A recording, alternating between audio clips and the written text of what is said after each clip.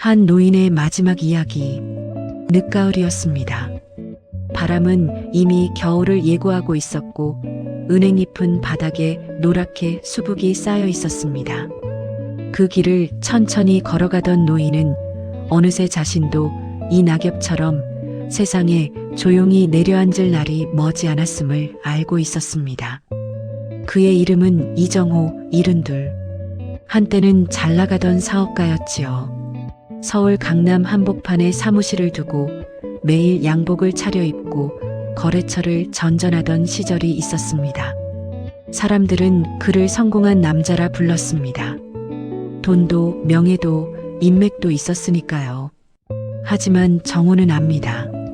그 화려한 시절의 그림자 뒤에 얼마나 많은 공허와 외로움이 있었는지를요. 그는 젊을 때 오직 가족을 위해서라는 명분으로 일했습니다. 아이들 좋은 대학 보내야 하고 아내 고생 덜 시켜야 한다며 밤낮으로 뛰었습니다. 술자리를 피하지 않았습니다. 접대라는 이름으로 술을 마시고 웃고 비위를 맞추며 때로는 속이 문드러질 만큼 자존심을 굽혔습니다. 처음엔 그럴 수 있다고 생각했습니다.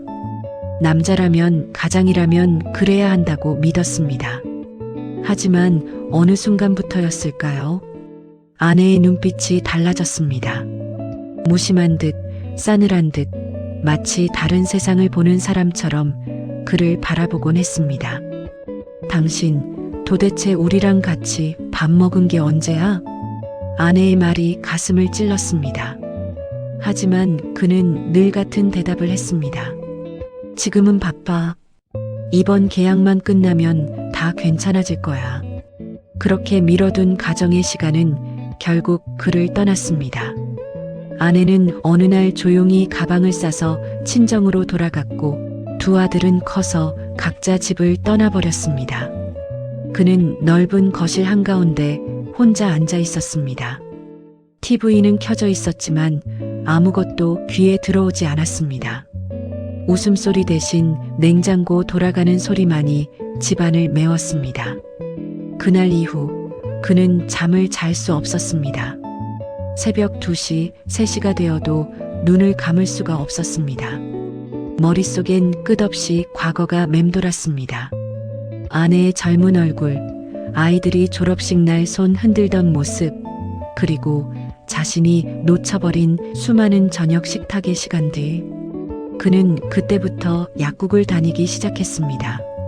처음엔 그냥 수면제를 조금만 요즘 잠이 잘 안 와서요.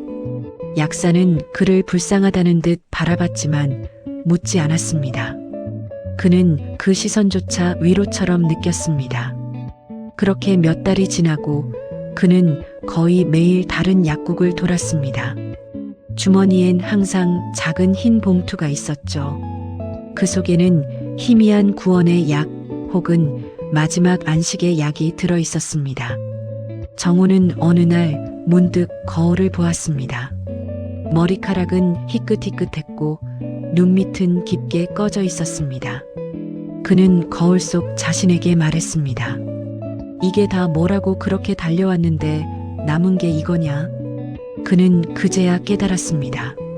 인생의 성공이란 결국 함께 웃어줄 사람이 있을 때에만 의미 있는 것이란 걸. 그런데 그는 그걸 너무 늦게 알았습니다. 하루는 우연히 오래된 친구에게 전화가 걸려왔습니다. 야, 정호야. 잘 지내냐? 우리 예전 단골 순댓국집 기억나냐? 그 목소리에 그는 잠시 말이 막혔습니다. 너무 오랜만이었거든요. 하지만 그날 그는 끝내 만나러 가지 않았습니다. 마음 한켠이 너무 지쳐 있었기 때문입니다. 그는 자신의 인생을 정리하기 시작했습니다. 책상 서랍을 열고 오래된 명함들을 버렸습니다. 그 위엔 수십 년 동안의 거래처 이름, 회사 로고, 사인, 축하 문구들이 쌓여 있었습니다. 그는 그것들을 조용히 찢어 쓰레기통에 넣었습니다. 그리고 마지막으로 결혼사진 한 장을 꺼냈습니다. 사진 속 아내는 28배 봄날처럼 환하게 웃고 있었습니다. 그녀의 손을 꼭 잡고 있던 젊은 정호는 세상을 다 가진 듯한 얼굴을 하고 있었습니다. 그때 그는 다시 속삭였습니다. 미안하다. 그땐 정말 몰랐어. 너랑 아이들이 내 전부였는데. 그날 밤 그는 마지막으로 창문을 열었습니다. 늦가을의 찬 공기가 방 안으로 스며들었습니다. 멀리서 은은한 종소리가 들려왔습니다. 교회인지 절인지 구분할 수 없었지만 그 소리는 어쩐지 마음을 편안하게 만들었습니다. 정호는 조용히 책상 앞에 앉았습니다. 그리고 노트를 한 장 꺼내 글을 적기 시작했습니다. 나는 나름대로 잘 살았다고 생각했다. 열심히 일했고 사람들에게 신뢰도 받았다. 하지만 지금 생각해보면 정작 나 자신에게 진심으로 고맙다는 말을 해본 적이 없구나. 이제 그 말을 해주고 싶다. 정호야, 고생했다. 이제 좀 쉬어라. 그는 마지막 문장을 쓰고 펜을 내려놓았습니다. 그리고 오랫동안 바라보던 그 하얀 약 봉투를 손에 쥐었습니다. 손이 떨렸지만 얼굴은 고요했습니다. 눈을 감기 전 그는 아주 희미하게 미소를 지었습니다. 이제 됐어. 이제 괜찮아. 창밖으로 겨울비가 내리고 있었습니다. 처음엔 가늘고 조용했지만 곧 빗줄기는 굵어졌습니다. 그의 숨소리는 점점 느려졌고 방 안에는 다시 고요가 찾아왔습니다. 탁자 위 노트 한 장이 살짝 젖어들었습니다. 그렇게 정호의 마지막 밤은 지나갔습니다. 다음 날 아침 그를 발견한 사람은 같은 아파트에 사는 노부부였습니다. 문틈으로 새어나오는 약 냄새와 켜진 불빛이 이상해 문을 두드렸던 것이지요.